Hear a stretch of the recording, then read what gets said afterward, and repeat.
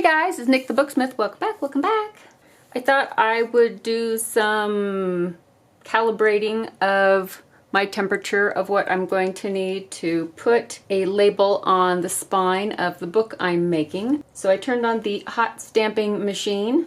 You can get these reasonably on Amazon and sometimes eBay and other places. I have a set of type font that I got from an Etsy store, so I will put that underneath the video in the description box if you want to check that out. Okay, so I have a scrap of book cloth and I'm just going to make sure that everything is copacetic for getting some gold foil printed for the spine. I have my font set and put into the machine. It does not take long for the machine to heat up. It doesn't take long for the heat to even pass through to the brass and the typeset. It doesn't take long at all. This is a scrap of bookboard. I'm just going to use it to place the book cloth on top of so that when I set it in, it will have something to rest against. I don't want the font to hit the plate itself, and it's actually not set so that it can. You can adjust the settings on the back so that the font won't hit the plate when you pull the lever. If at all possible, I like to print on the cover material before I put it on the book. Just because I am a nervous Nelly sometimes, and you get a book all together, pages sewn, everything's done, and you go to put a label on your book and then it messes up, and then you're like, well great, I made that entire book for naught. And so I'd rather, if at all possible, I'd rather do it before the book is put together. Then that way I can make samples until my heart's content or until I wear myself out to get a perfect specimen, right? The foil itself is cheap. Oh my goodness, it's cheap. Cheap, cheap, cheap. I sound like a bird. I'm gonna put the book cloth under here, and I know roughly where it's gonna be hitting, and it hits right about at the 4 centimeter mark, but I'm gonna lay that under there. It doesn't really matter at this point. And I'll put a piece of foil in here, and I'm going to pull the lever down and then just bring it back up. It only takes a second if your temperature is on point. Grab a brush, brush away the excess gold. And that's looking pretty good. Let me try another one. Lowered the temperature just a bit to 150 instead, and I will give that a second to chillax. So, a little rant. It has nothing to do with books or me personally or anybody I know personally. It's just a rant. I've mentioned before in videos that I enjoy true crime podcasts and channels and that kind of thing. It's one of the things that I like. It's not the crime itself. The interesting part to me is studying why people do what they do. Does that make any sense? And of course, there's rarely any black and white, this is exactly what happened, this is why it happened. People are people and they be tripping. But anyway, this last one that you may or may not have heard of that is actually still ongoing is the disappearance of Gabby Petito, and her fiance shows up in Florida at his parents' house and she's not with him, right? So I was like, why isn't he talking to police, you know? I don't understand. Why would you not want to talk to police? I think this one, the second one turned out a little bit better, so I'll keep it on this setting. So anyway, then all the information started coming out about the when they got pulled over on the side of the road while they were in Moab and got talked to, and it showed the body cam footage. And I even watched this one channel, well I watched a couple, but this one channel at first that I had watched about, you know, their behavior and all this stuff, and I immediately said, no, you're wrong. Just a little FYI about doing any kind of stamping or anything like that. The reason why I'm testing the temperatures out is because depending on the material that you will be foiling on, the temperature needs to be different. So paper doesn't have to be as hot. Fabric needs to be, depending on the fabric, needs to be a different temperature. So it's best just to do a little test run before you dive into, you know, doing the real deal. So anyway, this video is going to be all over the place. So just FYI, you have been warned. You can get out now before you get sucked down into the Nik the Booksmith, oh dear Lord, why is this happening and I have all these questions rabbit hole. I have a piece of distressed book cloth that I'm going to attempt to put the foil on. So I'm going to do that. And while I'm doing that, I'm going to continue to rant. Like I had said before, I was watching this YouTube channel that does behavioral analysis, and it's usually on criminals. Usually. Sometimes it's not, but usually that's what it is.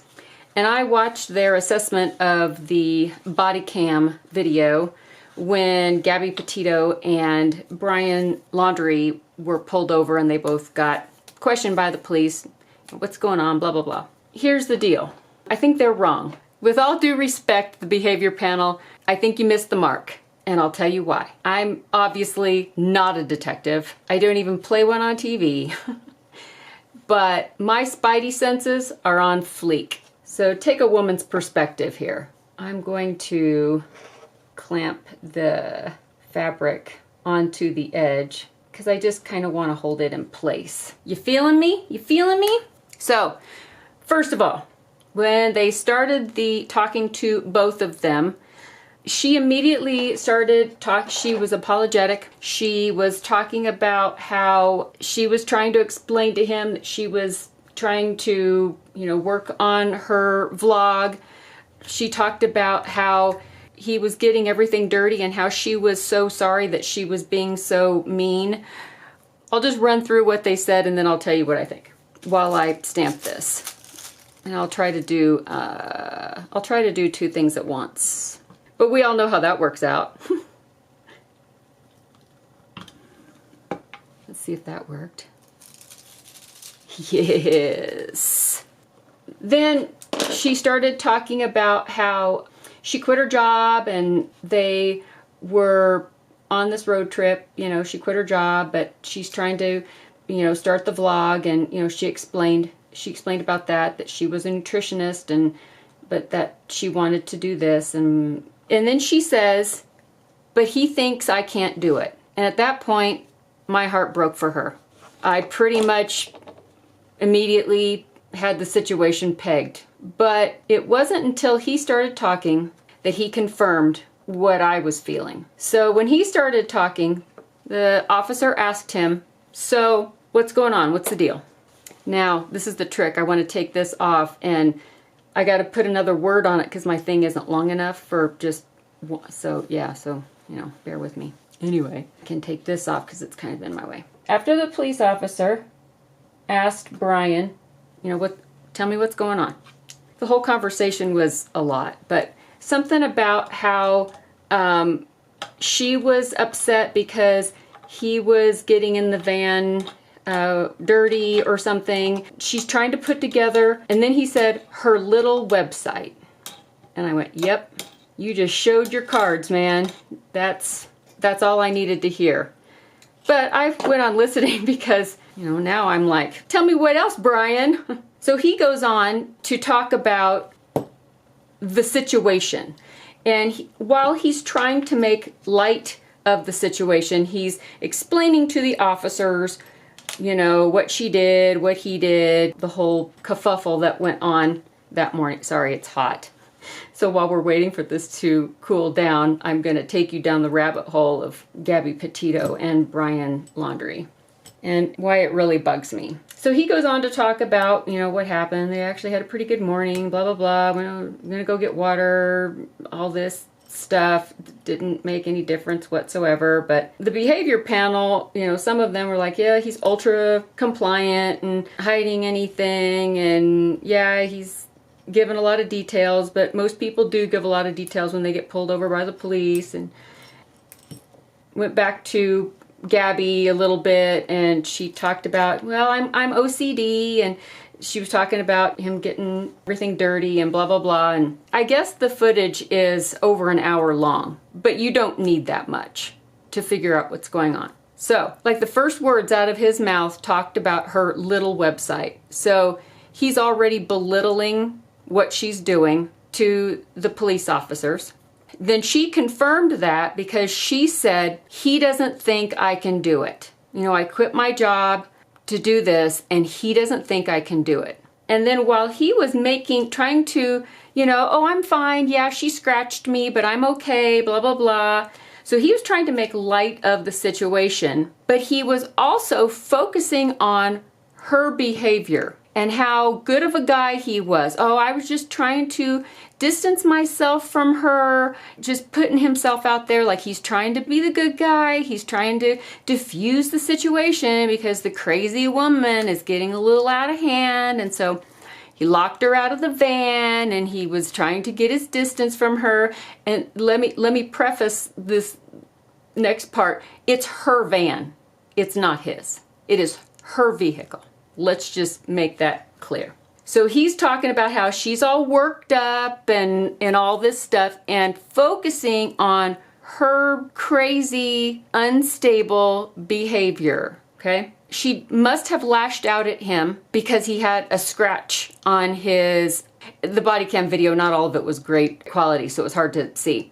So he had a little scratch on his face somewhere, and a couple little scratches on his arm, but he said something was from a wire and it wasn't from her. So it was a little scratch. He goes, but I'm okay, I'm okay. But then she also told the officer that he grabbed her by the face and pushed her back. And that might have been when he said to calm down, which we all know. Guys out there, if you are ever in an argument with a woman, the last thing you do is tell her to calm down, because you will get the opposite reaction. I'm just going to guarantee you she is not going to calm down. Let's see if this is... Nope, not cool enough to touch.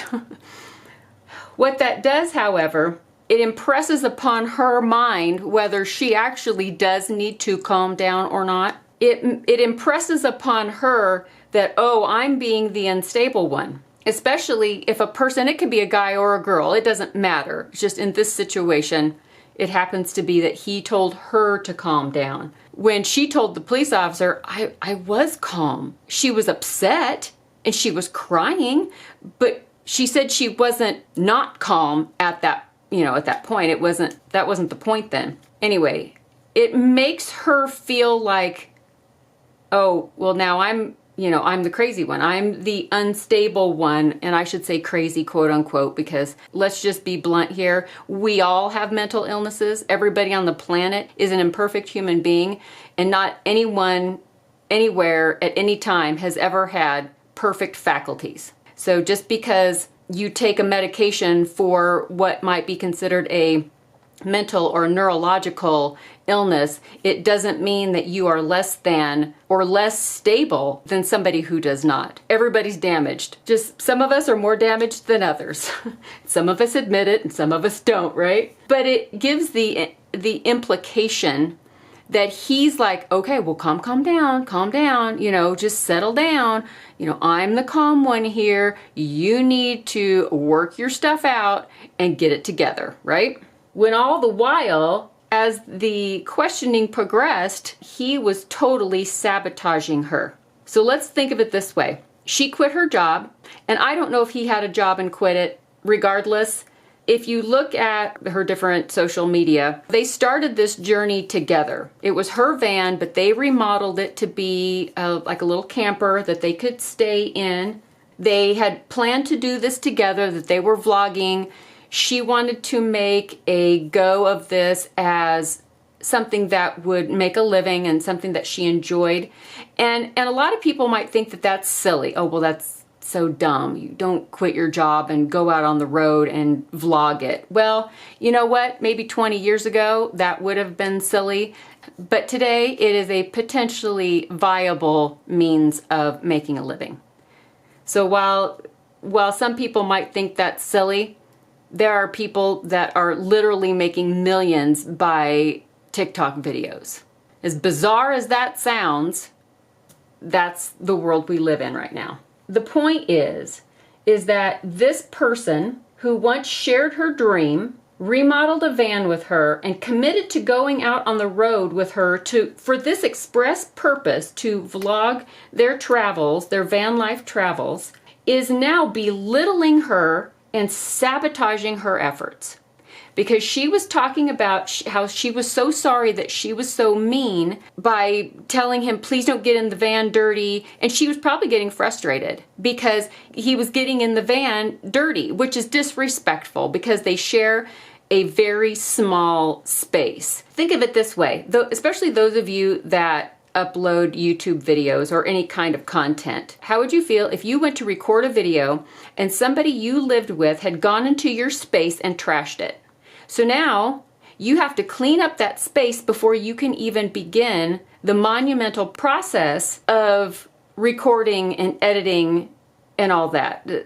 So you have to clean up first, and you didn't even make the mess, somebody else did. It became clear to me that not only was he, all of a sudden now he thinks it's not going to work out, that she's not going to make it work, it's not going to happen, but he's also sabotaging her efforts by getting things dirty, and he knows that she wants things to be a certain way if she's going to record some content inside the van, which anyone would expect because they recorded remodeling the van. So she's going to make some content in the van too. That's going to be part of it.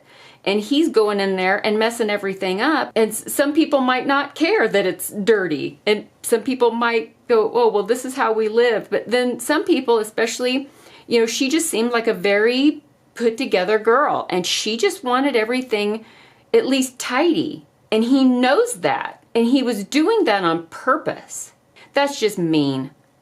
He was asserting his dominance and sabotaging her efforts while telling her that she couldn't make a go of it, that it wasn't something that was going to work out. And I could see on her face how heartbroken she was, because it looked like she was coming to the realization that this person that had committed to do this with her several months ago, I might add, is now telling her that she can't make it work. Could you imagine how defeating that would be? You had started this journey with this person and they were going to be married. They were engaged. And now all of a sudden he's like, no, this is stupid. You can't do this. This is dumb. And she was making it work. Despite him, she was making it work. So you guys, when I finished watching the behavior panel's assessment of the body cam video, I was like, yeah, no, you're wrong. Sorry, you missed the mark. With all due respect, you need a woman on that panel because y'all just totally missed everything. And of course, we have a little bit more knowledge as of today or last night? I don't know if they've actually confirmed that the body found is Gabby's. The other thing that was absolutely, totally, horribly frustrating to me was the fact that the police officer in Florida that gave one of the early on press conferences answered a question because one of the journalists asked, well, why, he doesn't want to talk to police, but why can't you make him talk to you? And the police officer said, well, sorry, my phone rang. Where was I? So anyway, the police officer said, well, there is not a crime. And I'm sitting here and I'm going, okay, so she's been reported as missing officially. So she's missing. He shows up in Florida with her vehicle. That's her property, not his. And now is refusing to speak to police. And I'm sitting here thinking, that's not even a basis for detainment. You don't own that van. It is not yours. So essentially, you've stolen it because there's no record of her lending it to you and saying that you can take it. I'm going to stay here with friends. I'll see you later. You take the van and go home. None of that is there. He has her vehicle. Now, the police took the vehicle, yes, but Brian still took it and left. So we're looking at two scenarios here, right? The best of the scenarios is that he did one of his, well, I distanced myself from her because she was getting so worked up by taking her car and leaving her halfway across the country and going home. That's our best case scenario, and it's bad. It's bad. The worst case is, well, we know now why he wasn't talking, because they've found a body that fits her description. So we know why he's not talking. He was even able to get out, and now he's run off. So, not that it was going to save Gabby all along, because apparently he knew that she didn't need a ride home. Now, I'm not saying that he's guilty of murder, because we don't know if she died from an accident or murder, or if she took her own life. We don't know. The bottom line is, he does know. He knew, and he wouldn't talk about it. What a coward. Because if you aren't guilty of something, then why wouldn't you just say so? Why wouldn't you want to help out the police and the family to figure out what happened to the woman you were going to be marrying? But the signs were there, not even in hindsight. Now I got to get this placement right.